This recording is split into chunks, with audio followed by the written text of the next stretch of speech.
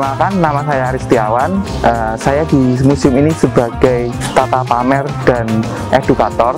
Museum ini didirikan pada tahun 2005. Pada awalnya bernama Museum dan Pusat Kajian Etnografi FISIP UNER di bawah Departemen Antropologi. Tujuannya adalah untuk menyimpan atau mendokumentasikan barang-barang temuan ekskavasi, temuan hasil penelitian atau kuliah lapangan mahasiswa maupun dosen antropologi untuk kemudian dijadikan bahan pembelajaran. Setelah 10 tahun berlalu, kemudian museum ini mendapatkan dana hibah dari Kementerian Dirjen Museum dan Purbakala untuk merenovasi dan merevitalisasi museum ini. Setelah itu, dari pihak Dirjen meminta kami untuk kemudian membuat satu tema khusus, museum tema khusus, dan setelah tim berembuk, maka diputuskan untuk memilih tema etnografi kematian. Kenapa? Karena yang pertama, masih belum ada tema tersebut di Indonesia, terutama yang museum yang membahas tentang tema kematian. Dan yang kedua, di Departemen Antropologi FISIP UNER mempunyai spesialisasi antropologi forensik yang sangat erat kaitannya dengan kematian juga. Dan setelah itu, maka museum ini berganti nama menjadi Museum Etnografi dan Pusat Kajian Kematian FISIP Universitas Airlangga. Untuk tahu lebih jelasnya, mari sama-sama kita masuk ke dalam aja.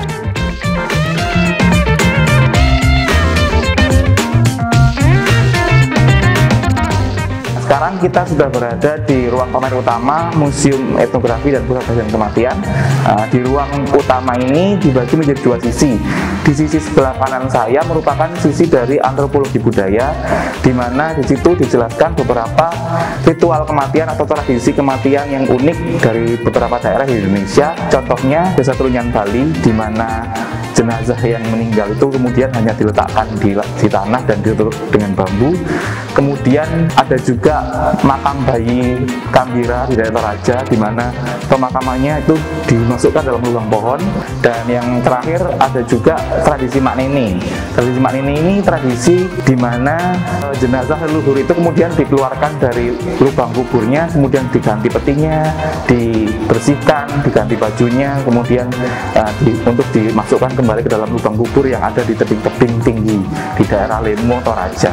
Sedangkan di sisi kiri gedung ini, kiri ruang pamer utama ini adalah dari sisi antropologi Ragawi, di mana dijelaskan 4 dasar identifikasi untuk mengidentifikasi temuan rangka pada beberapa kasus atau pada kasus-kasus tertentu yang ditemukan. Misalnya ketika kita menemukan rangka, ada 4 langkah. Yang pertama yaitu cara membedakan bagaimana kemudian apakah ini rangka manusia atau bukan, kemudian individuasi termasuk menentukan usia, menentukan jenis kelamin, dan menentukan ras dari temuan-temuan yang sudah tinggal tulang belulang itu. Dan kemudian dari segi patologinya, beberapa penyakit yang kemudian ada yang bisa terekam sampai ke tulang itu juga bisa menjadikan dasar identifikasi penemuan tulang atau kerangka manusia.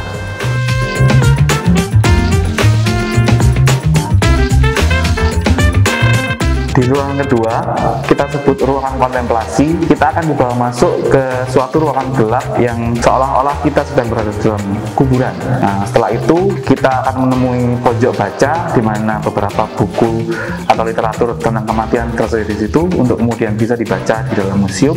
Dan di ruangan kedua ini juga terdapat masterpiece kami yang merupakan tengkorak penguburan sekunder dari suku Asmat Papua. Jadi di suku Asmat itu juga ada penguburan sekunder, di mana setelah orang meninggal kemudian tengkorak kepalanya akan dihias dengan bulu-bulu burung, kemudian manik-manik dan akar-akaran. Nah, setelah itu juga ada infografis tentang budaya Megalitikum yang tersebar luas di Jawa Timur, terutama di Bondowoso, di mana masih banyak peninggalan sarkofagus, kemudian dolmen dan menhir yang bisa ditemukan di banyak sekali tempat di Bondowoso. Selanjutnya kita akan menuju ke ruangan ketiga.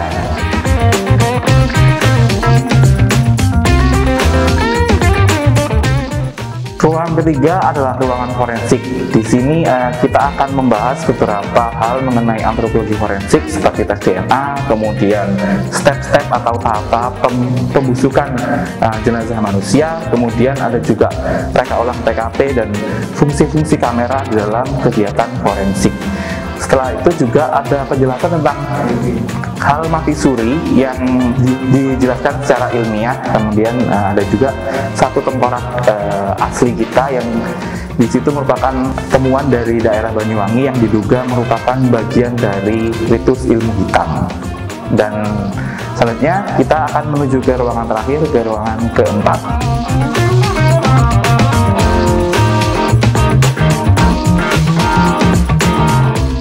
Ruangan terakhir dalam tata pamer kita adalah ruang rekreasi. Di sini setelah 3 ruangan tadi yang cukup banyak infografis yang cukup berat, di ruang rekreasi ini terdapat beberapa tempat duduk, spot-spot duduk yang bisa digunakan oleh pengunjung untuk kemudian beristirahat dan berdiskusi tentang apa yang sudah didapat di 3 ruang sebelumnya. Di ruang rekreasi ini ada infografis atau ada trivia-trivia tentang hal-hal yang cukup ringan seperti pemakaman termahal, kemudian fakta ilmiah hantu dan lain-lain. Kemudian ada juga penjelasan tentang indigo, dan ada di belakang saya seperti ini ada replika kuburan atau makam-makam Bhinneka Tunggal Ika, di mana itu sangat mencerminkan Indonesia sekalipun sudah meninggal pun ternyata masih juga kita beragam. Dan yang paling favorit di sini adalah spot selfie yang di belakang saya ini, My Lifestyle Determine My Lifestyle.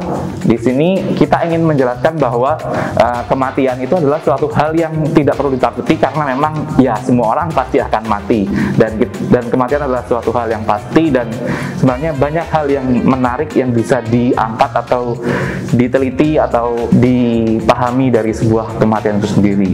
Dari tadi awal kita bahas tentang ritual kematian, kemudian tentang dari sisi forensiknya, dalam artian banyak sekali hal tentang kematian yang bisa diulik lagi.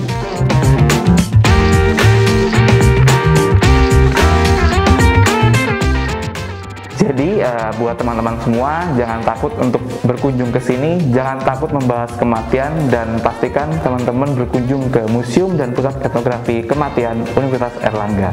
Terima kasih.